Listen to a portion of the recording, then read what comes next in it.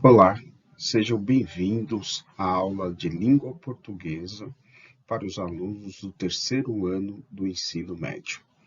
O tema da nossa aula será a história da língua portuguesa e as suas respectivas fases, que se consolidam através do português arcaico, clássico e moderno.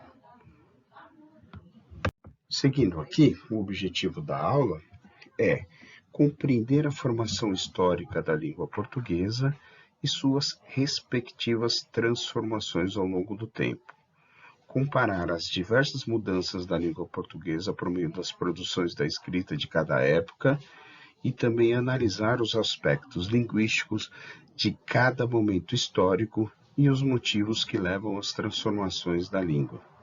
Desenvolver a percepção que a língua é um mecanismo vivo e está sujeito a mudanças ao longo da história. Seguindo aqui com o nosso conteúdo, vamos entrar primeiro no português clássico.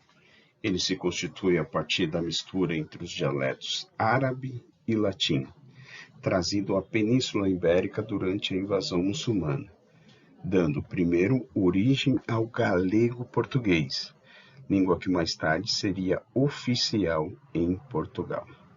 Esta fase foi chamada de trovadoresca e terminou em meados do século XIII. Bom, no aspecto fonético, ele caracteriza, por exemplo, pelo grande número de hiatos e a persistência do edos tônicos latino. No que se refere à morfologia, eram uniformes os substantivos em dor, tor, ur, e os superlativos absoluto também se formavam com gran. Bem, um exemplo de um texto do português arcaico foi a transcrição do testamento do Dom Afonso II, né? Dentro dessa coisa do aspecto linguístico, né? Nós vimos no slide anterior, aí está um trecho desse texto para a gente perceber as características do português arcaico. Vamos seguindo aqui agora com o português clássico. O português clássico ele é marcado pelo início das grandes navegações portuguesas, que se espalharam pelos 5 continentes. Inicia-se a partir do século XVI, quando a língua se uniformiza, adquirindo as características do português atual.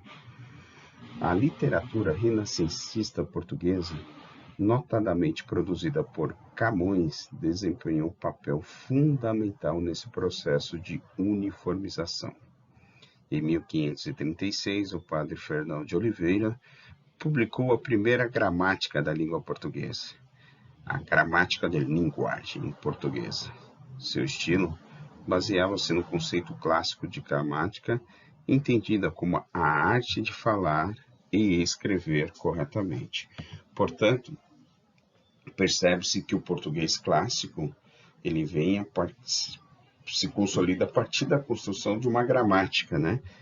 Que é muito presente no nosso dia hoje. E aí, um exemplo de texto de português clássico é o do Luís Camões, né? Que é considerado o autor de maior importância do período, com sua epopeia Os Lusíadas e os seus sonetos. Ele soube legitimar e valorizar os feitos e personagens do seu país, assim como sua língua. No entanto, Camões não é o criador do português moderno, apesar de contribuir enormemente para a superação do arcaísmo e elevar a expressão da língua. Camões utiliza em suas obras uma série de latinismos que se justificam ora por necessidade de significado, ora por necessidade da rima, por outra vez para se adequar ao ideal do clássico renascentistas.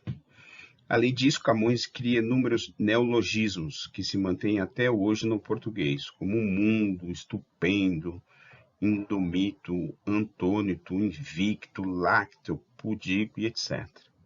Na sintaxe, Camões utiliza largamente o hiperbato, com o objetivo de latinizar a linguagem. Então você percebe aí que o Camões, com sua escrita Os Lusíadas, ele traz essa consolidação do português clássico. Aí eu trouxe um trecho aqui, um pequeno trecho dos Lusíadas, o canto 1, né? Para a gente poder comparar e verificar essas mudanças, né?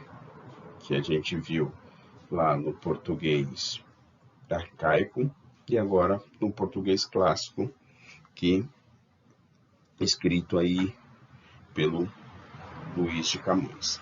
Então tá aí um pequeno trecho, né? Dessa face. Vamos ler? Vamos ler junto para a gente perceber algumas características, né? Luís de Camões, canto 1.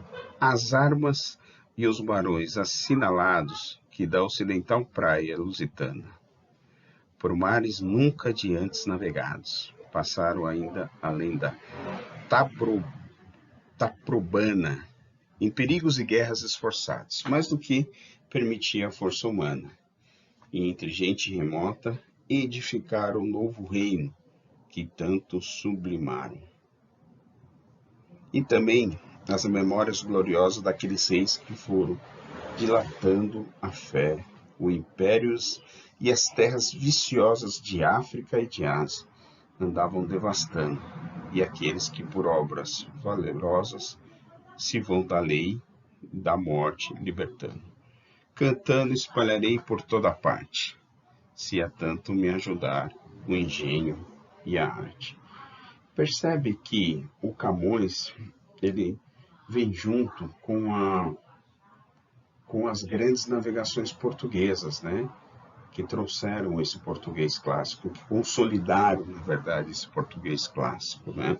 A partir das grandes navegações, a expansão portuguesa, né? Vamos falar do português moderno agora. O português moderno, a nossa língua entra em sua fase moderna a partir do século XVI, através da definição da morfologia e da sintaxe, e, portanto, do surgimento das primeiras gramáticas. Nos séculos XIX e XX, o vocabulário português recebe novas contribuições. Surgem termos de origens greco-latina para designar os avanços tecnológicos da época, como automóvel e televisão, e termos técnicos em inglês em ramos como as ciências médicas e informáticas, por exemplo. Aí trouxemos aqui a palavra check-up e software. O volume de novos termos estimula a criação de uma nova comissão, composta por representantes dos países de língua portuguesa. Em 1990, interessante isso, para uniformizar o vocabulário técnico e evitar o agravamento de fenômenos de introdução de termos diferentes para os mesmos objetos. Então, houve essa ideia de uniformizar a língua, né? Para que não